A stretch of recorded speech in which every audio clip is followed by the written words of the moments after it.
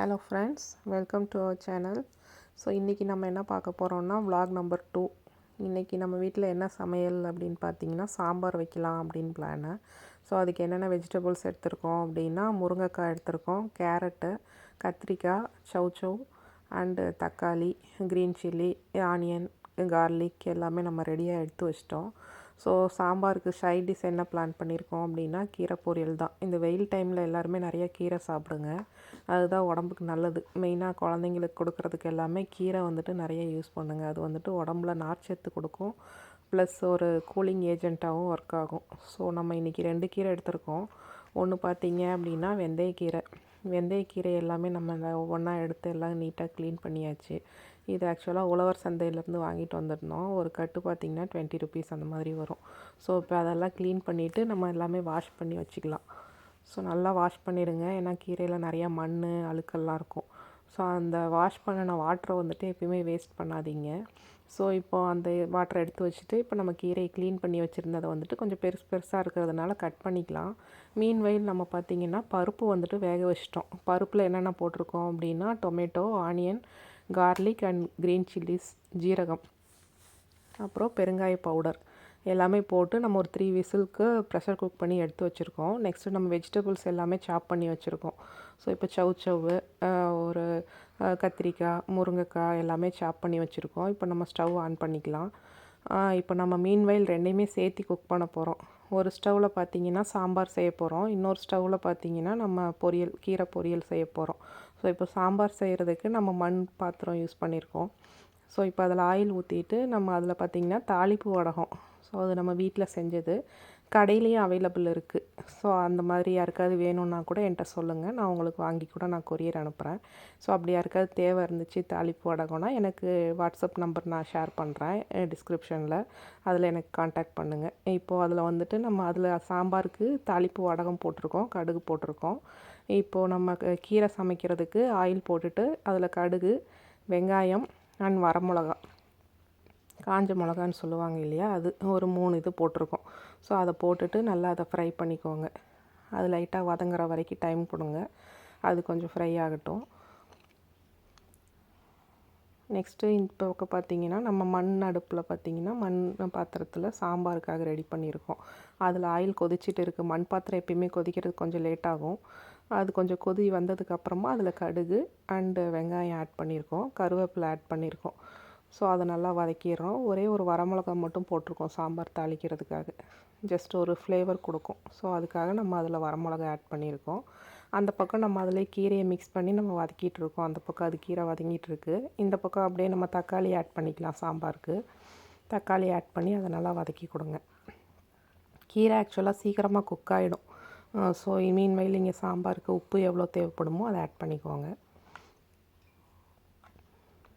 அப்படியே கீரையும் கொஞ்சம் வதங்கினதுக்கு அப்புறமா நீங்கள் அதில் உப்பு ஆட் பண்ணுங்கள். அப்போ தான் அந்த க்ரீன் வந்துட்டு போகாமல் அப்படியே இருக்கும். சாம்பாருக்கு பெருங்காயத்தூள் ஆட் பண்ணிக்கலாம். பருப்புலேயும் நம்ம ஆல்ரெடி போட்டிருக்கோம், பட் நீங்கள் அந்த சாம்பார் வைக்கும் போதும் ஆயிலில் கொஞ்சம் பெருங்காயத்தூள் போட்டிங்கன்னா கொஞ்சம் ஃப்ளேவர் நல்லாயிருக்கும். நெக்ஸ்ட்டு பார்த்திங்கன்னா மஞ்சத்தூள் ஆட் பண்ணிக்கிறோம். நெக்ஸ்ட்டு சாம்பார் பவுடர், வீட்டிலே அரைச்ச சாம்பார் பவுடர் இருந்தாலும் யூஸ் பண்ணிக்கலாம், இல்லை ஷாப் பாட் சாம்பார் பவுடர் தான் இருக்குது அப்படின்னா கூட நீங்கள் அதை யூஸ் பண்ணிக்கலாம். 2 ஸ்பூன் ஆட் பண்ணிவிட்டு அதை கொஞ்சம் நல்லா வதக்கிட்டு நெக்ஸ்ட் நம்ம வெஜிடபிள்ஸ்லாம் ஆட் பண்ண ஸ்டார்ட் பண்ணிக்கலாம். ஃபஸ்ட்டு சௌசௌ ஆட் பண்ணிக்கோங்க, நெக்ஸ்ட்டு கத்திரிக்காய் ஆட் பண்ணிக்கோங்க, நெக்ஸ்ட்டு முருங்கைக்காய் ஆட் பண்ணிக்கோங்க. முருங்கைக்காய் சீசன் இப்போ தான் ஸ்டார்ட் ஆகுதுன்னு நினைக்கிறேன். இது ஆக்சுவலாக எங்கள் வீட்டில் வந்த முருங்கைக்காய், ஸோ அதனால நல்லா ஃப்ரெஷ்ஷாக இருக்குது. ஸோ அதையும் நம்ம ஆட் பண்ணிவிட்டு நல்லா அதை இப்போ வதக்கி விட்டுறலாம். ஆல்ரெடி நம்ம உப்பு ஆட் பண்ணியிருக்கோம் இதில். ஸோ அந்த உப்பு எல்லாமே இதில் நல்லா மிங்கிள் ஆகிற அளவுக்கு நல்லா இதை நல்லா வதக்கி கொடுங்க. வதக்கி விட்டிங்கன்னா அந்த காயிலெல்லாம் கொஞ்சம் உப்பு அப்படியே பிடிச்சிரும்.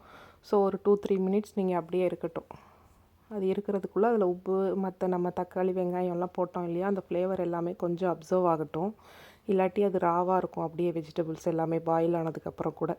ஸோ இப்படி கொஞ்சம் நேரம் வதக்கி விட்டுட்டு அதுக்கப்புறமா நீங்கள் வாட்டர் ஆட் பண்ணிங்க அப்படின்னா அதில் வெஜிடபிள்ஸில் எல்லாமே கொஞ்சம் சால்ட் எல்லாமே ஆட் ஆகி மசாலாவாக நல்லா எல்லா குழம்போட சேர்ந்த மாதிரி வரும் உங்களுக்கு. ஸோ நெக்ஸ்ட்டு பார்த்திங்க அப்படின்னா வாட்டர் ஆட் பண்ணிக்கோங்க. எவ்வளோ வாட்டர் தேவையோ அந்த வாட்டர் ஆட் பண்ணிவிட்டு நல்லா அதை மிக்ஸ் பண்ணி விடுங்க. ஸ்டவ் மீடியமில் இருக்கிற மாதிரி பார்த்துக்கோங்க. அது நல்லா நெக்ஸ்ட்டு சாம்பாருக்கு எவ்வளோ தண்ணி உங்களுக்கு தேவைப்படுமோ அந்தளவு தண்ணி ஆட் பண்ணிவிட்டு நீங்கள் அதை கலந்து விட்டுட்டு நீங்கள் அதை நெக்ஸ்ட்டு ரெஸ்ட்டில் விட்டுறலாம். அது நல்லா பாயில் ஆகிட்டு இருக்கட்டும். இப்போ பார்த்தீங்கன்னா நல்லா பாயில் ஆகிடுச்சு, காய் எல்லாமே வேக ஸ்டார்ட் ஆகிடுச்சு. ஸோ இது ஆக்சுவலாக ஃபுல்லாக ஒரு 75% பாயில் ஆனதுக்கப்புறமா நம்ம அதில் வந்துட்டு புளி ஆட் பண்ணுறோம். சும்மா ஒரு சின்ன சைஸ் புளி ஆட் பண்ணிங்கன்னா போதும். அதை எடுத்துகிட்டு நல்லா ஆட் பண்ணி புளி நல்லா கொதி வந்ததுக்கப்புறமா நம்ம வேக வச்சு வச்சுருந்தோம் இல்லையா பருப்பு, அதையும் எடுத்து நல்லா கொஞ்சம் மசித்த மாதிரி பண்ணிவிட்டு அப்படியே நீங்கள் சாம்பார் இதுக்குள்ளே ஆட் பண்ணிக்கலாம் காயெல்லாம் வெந்த உடனே. ஸோ இப்போ நல்லா சாம்பார் கொதிக்க ஸ்டார்ட் ஆகிடுச்சு.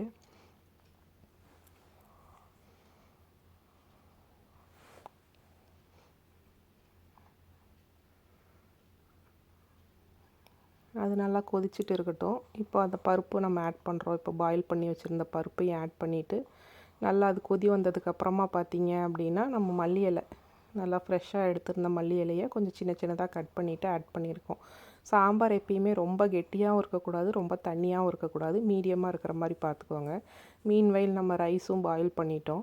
ஸோ இப்போ நான் எப்பயும் ரைஸ் பார்த்திங்கன்னா டபுள் பாயில் மெத்தடில் பண்ணி வச்சுருக்கோம். நெக்ஸ்ட்டு அது ரெடி ஆகிட்டு இருக்கிறதுக்குள்ளேயே நம்ம வெளியே போயிட்டு கார்டனில் இருந்த ஒர்க்கெல்லாம் கொஞ்சம் பார்த்தோம்.